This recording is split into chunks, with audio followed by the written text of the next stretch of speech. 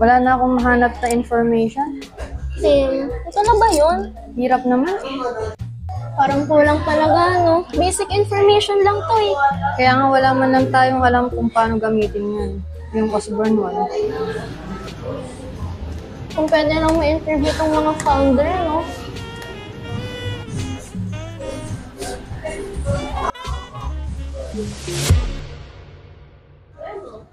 Time travel?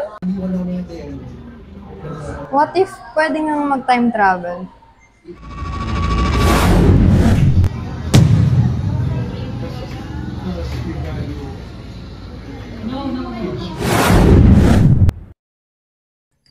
Nasaan tayo? Nag-time travel ba tayo? Hindi ko alam. Sino mo yun? Familiar yun. Sino ba yun? Parang kalala ko siya. Parang nakita ko na rin siya somewhere. Lapitan Si natin? Osborne ba yun? Lapitan ba natin? Sige, tara. So, what's up girls? Nagtataka kayo ngayon bakit kayo nandito in time. I think it would be a good idea to bring you back in time kasi nga it's hard to find an information about me. So, I think it's going to be a fun, super travel time natin dito. So, bago nyo ako interviewin, kung may balak man kayo, let's go to my office muna. And, ayun, para makaupo kayo, mas chill tayo doon. Ano, okay ba? So, girls, wag na kayo ma-shy. You can ask me anything you want. Can you share anything about you or your Osborne one? So, let's start with myself muna. My name is Adam Osborne. And medyo kakaiba yung story ko kasi I'm actually born from Thailand. Then, I got raised in India. Then, ayun, we later moved in US. Before pala nagawa kay Osborne 1, I am actually in a company creating the manuals to create a computer less intimidating. Then, napaisip ako, what if the computer can be brought anywhere you want to? Kasi para bang convenient, parang luggage.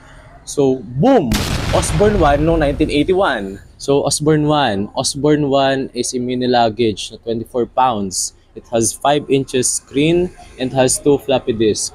Now, I kinda created a mistake here. A brutal one. Is, after ng launch ng Osborne 1, I kinda announced the second version too early. Nangyari, no one bought the first one and just waited for the second one. E di, nabankrupt yung company namin. Hindi siya nakatuwa. And then, later, it was called as it is a synonym for a business fail. Alam, gara. Yung pangalan ko pa talaga, Osborne Effect. Naku naman. Pero at least, di ba, kung walang Osborne 1, there would be no MacBooks, there would be no ROG, MSI, gaming laptops here na dadalhin mo sa cafe just to look busy. No, I kinda created the history here, so no MacBooks. Pwede mo ba share sa amin kung paano gamitin yung Osborne 1? So sure, I will show you. Ganito kasi operate tong si Osborne 1. Firstly, you open the case, then plug it in. So now, you insert the system floppy disk. Ayun, hintayin mo lang na mag-boot. Tapos, click mo na lang dun sa loob na insert program disk. Then, do your work. Mag-type ka, gawin mo yung work mo. Tapos, save mo yung progress mo sa floppy. Then, gagawin mo, close mo na yung program, alisin mo yung disk, then power off.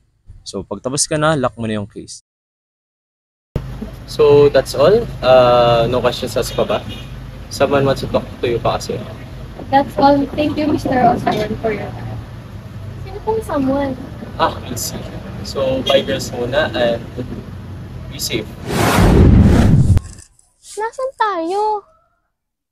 Si Prosper ba yun? Girls, come here.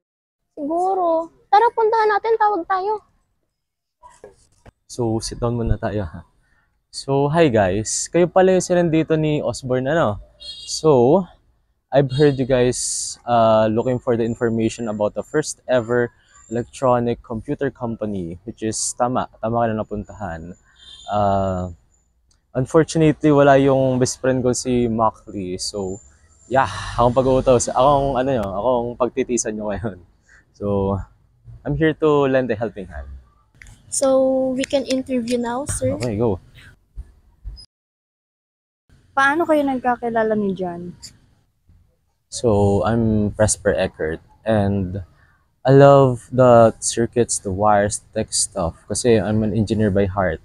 Then, I met a person na si Mac Lee, na magiging kaibigan ko pala.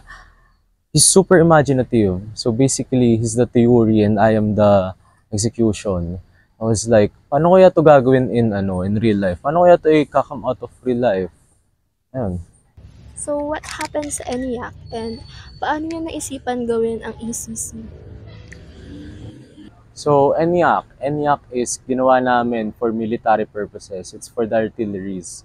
Then, after the World War II, noong 1949, we decided to go big time. And then, we went to go create the ECC. Yun yung company namin.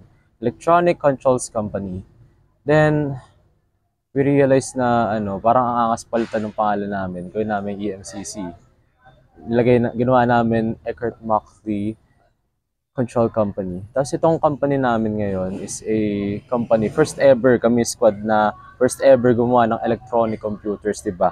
Then, after nun, we launched Univac. It's not for military purposes na. Chill na tayo doon. So, we decided to create it for business purposes, commercial purposes.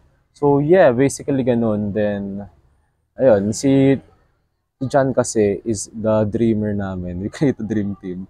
Kasi nga, since ako yung execution, then, ayun, we didn't realize na computer would be such an everyday thing. Ayun, ang galing, diba? So, that's all. Thank you, Mr. Presper, for your time. We really appreciate everything you shared. So, my pleasure, guys. My pleasure. So, thank you so much. Pero you guys have to go na eh. Question lang po, paano po kami makakabalik? Same, paano kayo nakapunta dito? So, anyway, you'll see, guys. I have to go na. And, of course, kayo din. I enjoyed sharing some details with you guys. See you when I see you. Ako hindi ko in-expect na makakausap natin si Mr. Osborne at si Mr. Presper. Kaya nga, ang dami din natin nakakita sa kanila, no?